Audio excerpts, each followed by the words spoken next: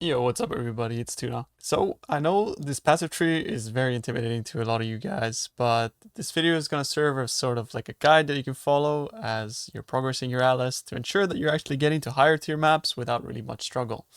So, a lot of things have changed this league, and there's going to be a lot of new interesting strategies that you'll see develop throughout the league, especially regarding some of the new scarab findings type of strategies, and of course utilizing some of these really interesting effect of modifier on your map nodes.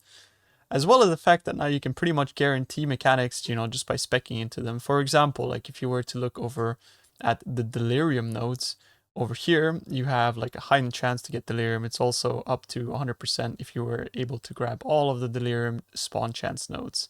It's pretty insane, honestly. That means that you can basically guarantee a certain mechanic in your maps, and also essentially make it to so that you have zero investment in general in your mapping. But it does, of course, allow you to then mix and match certain things that you enjoy and invest in one thing that you're really trying to, go hard in, and then especially like then you can have like other things around it that enhance your strategy, whether you like delirium or whether you just want to have a few extra smuggler stashes, which haven't actually been buffed, but there are many different options now that you have, and this passive tree is getting fuller and fuller every league. And of course, this is why we love PoE. It keeps us on our toes and it keeps us searching for the next best thing as we are meta chasers. But this video is intended to be for you guys that otherwise have no idea how to progress maps, or rather are looking for the new Wandering Path map progression strategy. As you know, Wandering Path has actually been removed from the Atlas passive tree. Therefore, getting to T16s is going to be harder than ever, especially considering the fact that Watchstones no longer actually give you a heightened chance to drop maps of higher tiers. Therefore, when you put your Watchstones in, sustaining higher tier maps is going to be relatively difficult.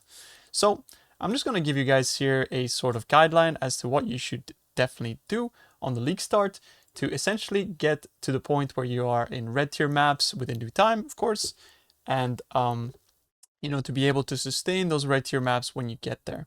However, a disclaimer, this is going to be relatively for people that generally have a build that they are following or something that is strong enough to be able to take on difficult content with not high investment. So, for example, any of the build guides that we have over on Maxroll, or in general, if you have found any build guide from a reputable content creator or a YouTube guide or something of the sort, you're probably good to go for this strategy, right? However, you'll keep in mind that you'll have to gauge essentially whether you can handle it and whether your build can do it. So that is, disclaimer for you guys. All right, so enough blabbering about that. So what do you do on league start? Essentially, what you want to do is you still want to grab as many of these nodes here, which give you 2% chance for one monster in your map to drop an adjacent map, essentially. However, we are not going to be, rushing Wandering Path. But we are also not going to be rushing grabbing as many of these as possible. There is a new keystone that we want to go for. And that new keystone is called Unwavering Vision. It's a really, really unique one because what it does is it makes it so that you no longer drop scarabs, right? Which is actually like one of the selling points of this league, is that they're adding a lot of these like additional scarab drop chance found in your maps, as well as these like crazy scarab nodes. It has increased chance to be ambushed and that sort of stuff, as well as some other cool stuff like rare monsters have increased chance to drop scarabs per modifier on them. And yeah, so as I said, that might be a strategy later on down the line, but thankfully we now have presets that you can basically swap between, so that once you have progress to T16 maps, swapping to a second tree is going to be just extremely easy. That is the beautiful thing about this league, is that you have a progression tree, you're able to get into T16s, finish at least your first two Watchstones by killing Exarch and Eater, as you normally would, and then from there you can instantly swap to another tree without any opportunity cost, aside for the fact that of course you'll have one tree occupied. If you want to eventually have 3 trees, you'll have to respec that one, of course, right? So what do we do? What we're going to do is we're going to travel straight through the center, and be mindful that usually we would have passed through the left, but for some reason GGG is trolling us and they have put that on the right. However, maybe that is not final, but of course this is because of the JSONs that they gave us. So for now we're pathing on the right, but make sure that you are grabbing the nodes that give you an increased chance for additional Kirak missions on completion. That is because we're going to be using Kirak missions essentially to get as many of the maps that we don't have as possible, because each of those maps are going to essentially give you +1 passive tree node and essentially allow you to progress your tree faster.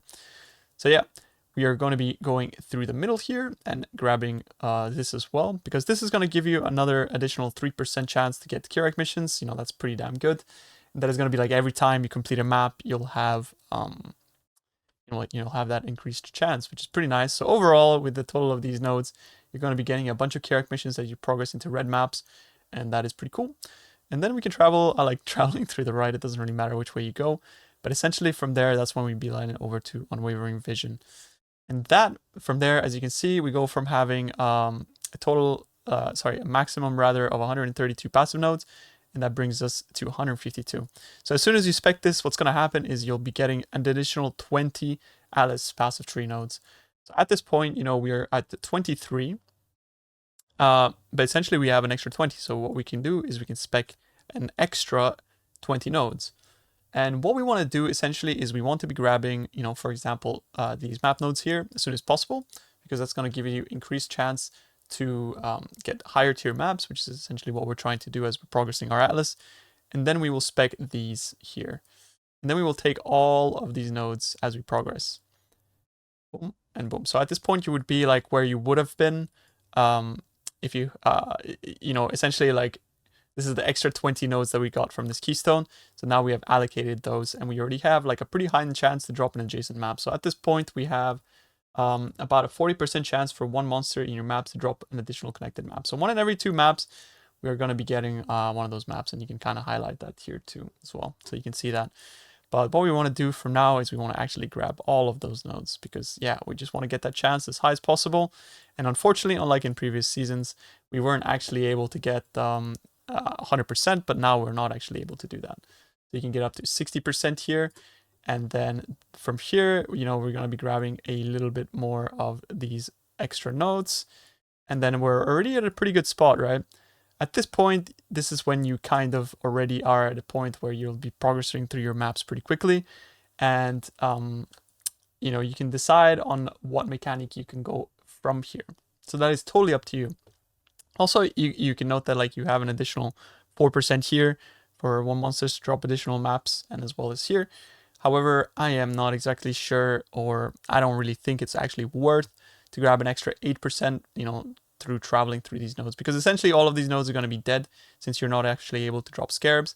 So yeah, traveling through those nodes is kind of bad, so I wouldn't do it myself. And also, I suppose if you don't mind grabbing these nodes here, you can go through there. That is up to you, but in my opinion, it's not really worth it, because from here you should have enough chance to drop an adjacent map, as well as all of these nodes allowing you to get those maps to be higher tier. So from there, for example, a lot of people like to go for Expedition. And the crazy thing about Expedition is it's up to you when you spec this. In some cases, you might actually want to spec this early, because it's going to really help you with Atlas progression. It's totally up to you when you want to be speccing into this.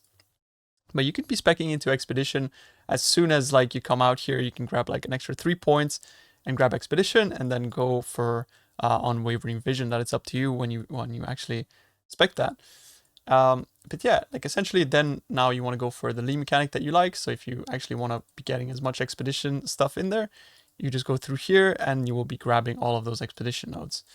Likewise, if you want to farm any other mechanics such as Blight or anything like that, that is also a good way to go about it. Now, if your build is actually struggling a little bit, then the shrine nodes are pretty damn insane, because the shrine nodes are going to give you essentially like guaranteed buffs every map. And because of Dawn of Power as well as Syncretism, you're going to be getting additional packs in your maps. So that's going to be like nice little value for a little bit of passive point investment. But most importantly, you're going to be getting, an additional random shrine effect, as well as increased effect of the shrine effects on you. And, you'll be getting 2, 4, 6 as well, 60% increased shrine effect, and guaranteeing a shrine every map, meaning that, you'll have like a pretty crazy buff every map, making sure that you are going through and clearing that as fast as possible. However, this theory can be applied to basically any mechanic in the game. You don't have to necessarily be speccing into Expedition. You can be speccing into, Legions, or you could be speccing into whatever else that you like. You got to keep in mind, though, however, that this league essences have kind of been nerfed, and I don't really feel like it's worth it anymore, really, to be rushing any sort of essence stuff. However, you can consider, I think, the best things that I would consider at the moment for early progression are going to be Harbinger, because it's just going to give you a little bit of extra currency, as well as Horizon Orbs, which are nice for Alice progression. There's Expedition, which is like the bread and butter of basically like gearing yourself. You're going to be getting a ton of reroll currencies from like Tuition, which gives you a lot of currency, as well as Rog, which potentially can make some pretty damn insane items. And it's like, yeah, that's the bread and butter of SSF and how you get your gear and your character up and running as soon as possible. So I do actually really recommend going for Expedition early. It is honestly damn insane. So I would say that this is probably the tree that I would use on League Start. I don't see like how I would change that. And I'm going to be sharing this in the description so you guys can have a look at it and know that you can use the arrows up here to to basically spec and unspec the nodes in order to kind of know how to go about this. But as I previously mentioned, you might actually want to be speccing into Expedition sooner, depending on whether you just want to focus on getting your maps to higher tiers, or whether you actually just want to be amassing a little bit of currency and gear before you get to higher tiers. So keep in mind that ROG is actually going to be giving you item bases equivalent to your character's level. Therefore, you actually ideally want to be higher than level 83 when you start engaging with them, because that's when you get the higher tier bases. But it doesn't really matter because Tuition doesn't care about your character's level. And in general, it's just going to give you a ton of good stuff, and item levels are not really too relevant on the first few hours of the league. So yeah, that is basically what I reckon is going to be the meta now for progressing your Atlas as fast as possible. But of course, what happens from here is totally up to you. So what you'll do is you'll then use one of your presets, like preset 2 or something like that. And essentially, then you can start from scratch. And what you can do from there is you can basically go for any mechanic that you like. And that's when you want to be specializing in what your build is strong at doing. So, if you're playing a poison build, you can just go hard on Expedition. If you're playing a bow build, you can go hard on Legion. But keep in mind also that Blight is pretty damn insane. It's one of the most underrated mechanics currently in the game, and probably actually something that I will do in the first couple of days of the league as well, since I think it's like damn crazy and really good currency. Or you could also grab some, extra delirium stuff. That's going to be making your maps a little bit harder as well, so keep that in mind. But one thing that is really, really going to be good too is, of course, grabbing these pack size nodes, which have been buffed to 5%. So that's, yeah, we want to minimize going through these percent scarabs found in your maps as much as possible. Therefore, you'll probably be going through the top here, which is going to heighten the difficulty of your maps. And then potentially, focusing in on a little bit more of the Expedition stuff, and grabbing the masters there, then going through the gate, and then at the gate we will go through and pick all of this stuff. And that is sort of what I expect to be doing on day 1/day 2. And it's facilitated by grabbing Unwavering Vision as soon as possible, which of course at some point you'll want to be respecking. However, it's going to be kind of hard to respec out of this, as you'll have excess points that you'll have to respec. Therefore, that's thankfully we'll be able to swap to another preset of the tree and go about it that way.